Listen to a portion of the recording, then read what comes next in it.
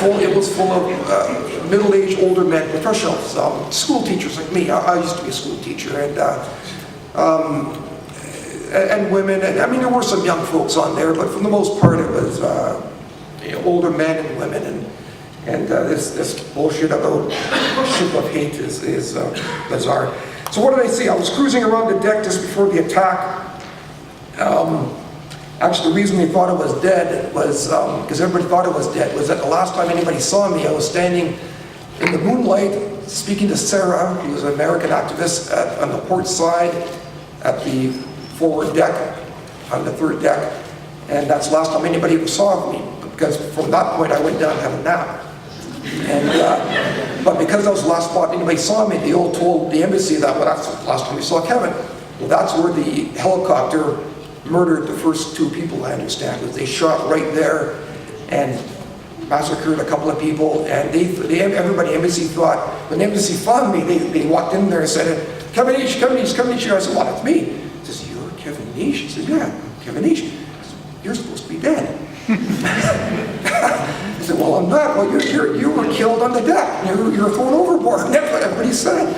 But luckily, I was, well, somebody else is in my spot, unfortunately. But yeah, I went down, had a nap. But before I went down, I toured the upper deck, and what I saw was the aid workers laying out fire hoses. They had long 10-foot wooden boat hooks for pulling Zodiacs in, or boats, but they were going to use it to push the Israelis away. Like I said, they had charged up all the fire hoses, saltwater fire hoses. They had, I don't know what else. I saw gas masks, I saw many floodlights, handheld floodlights. The whole ship was lit up with many floodlights pointing out, and cameras pointing all over the place to watch for what was coming.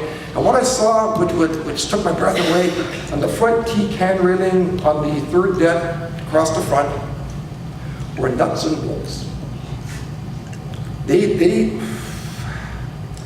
Somebody had gone to the engine room and collected up nuts and bolts to throw at the Israelis. And I couldn't believe it. I was thunderstruck. I thought, what do they think they're doing?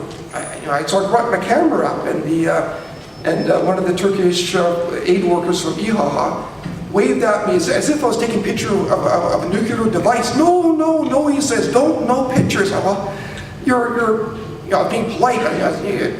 You're mad. The Israelis are going to come in with whatever, submarines and ships and helicopters, and you've got nuts and bolts to throw at them. And there were like stations. There was a pile here, then about 10 feet there'd be another pile along the hand railing. Anyways, after that, they were putting on their life jackets at that point. It was quite a scramble. I wouldn't say panic, but people were getting prepared because they thought we were going down. Understand? Everybody's putting life jackets on because they thought we were going down, because we were going to Gaza or we were going down. That's the thinking on the ship. So I went down and had a nap, thinking that the Israelis would attack. This ship's full of old men. Some very, very old men, women, 11-month-old child, and we're in international waters, and it's dark. Well, they're not going to attack in the dark, so I went down to have a nap, and I actually poo-pooed some people when they were, I said, don't get your life jacket off, get it grip. They were right, I was wrong. So at 4 o'clock, as Farooq was saying, you should have put the picture back up. Can you put the picture back up, Farooq? If you don't mind, give me something to look at besides me. So at the picture of the battle. If you don't mind. It's a good picture. Next one is it? Oh, the one of the battle. There we go. There, that's perfect. That's great right there. Sure. Yeah. So there's the navvy. So I was sitting right behind the Turkish flag. The flag wasn't there, but that's deck 2 lounge. You can see the open stern on deck 2.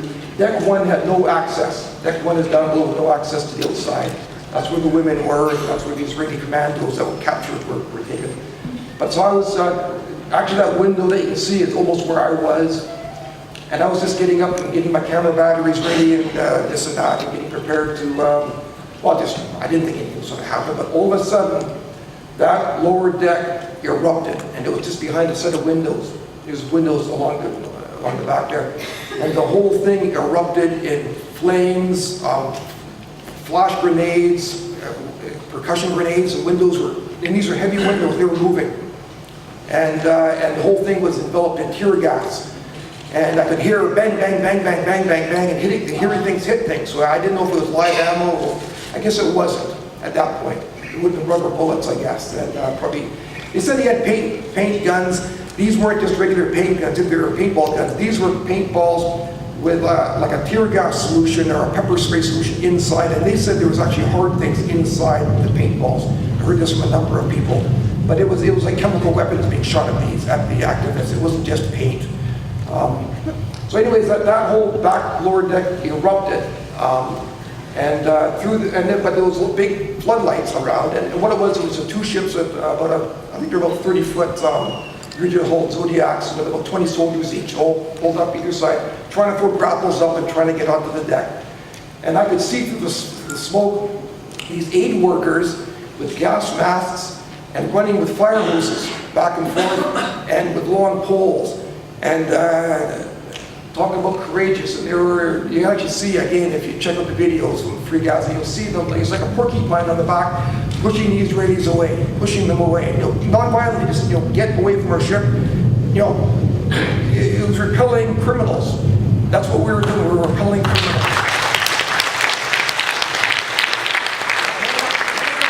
I got so much time here.